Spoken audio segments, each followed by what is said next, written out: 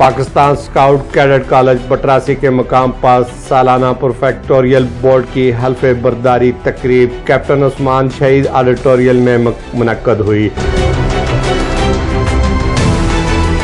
جس کے مہمان خصوصی سید ظہیر الاسلام کمشنر ہزارہ نے principal cadet college Batrasi brigadier retired Abdul Hafeez کی خصوصی دعوت پر شرکت کی، تو ان کے ہمراہ ڈپٹی کمشنر مانسہرہ محمد ضیاء الحق بھی تھے۔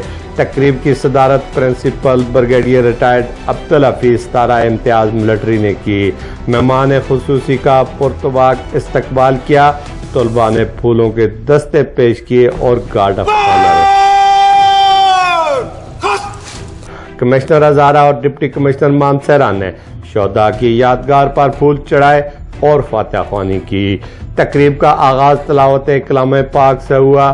پرنسپل بریگیڈیئر ریٹائرڈ عبدالحفیظ نے اپنے خطاب میں مہمانوں کا شکریہ ادا کرتے ہوئے پروفیکٹوریل بورڈ کے اراکین کو مبارکباد دیتے ہوئے کہا کہ گزشتہ 6 سالوں میں کیڈٹ کالج بٹراسی میں واضح تبدیلیوں کے نتیجے میں ادارے کا شمار ملک کے نامور تعلیمی اداروں میں ہونے لگا، جس کی وجہ معیاری تعلیم، ہم جہت تربیت، عسکری کے علاوہ چائنیز لینگویج بھی سکھائی جاتی ہے اور برٹش کونسل کے ذریعے برطانیہ کے بہترین تعلیمی اداروں کے ساتھ باہمی اشتراک سے استوار ہے۔ انہوں نے فیکلٹی اور دیگر سٹاف کی کاوشوں کی بھی تعریف کی۔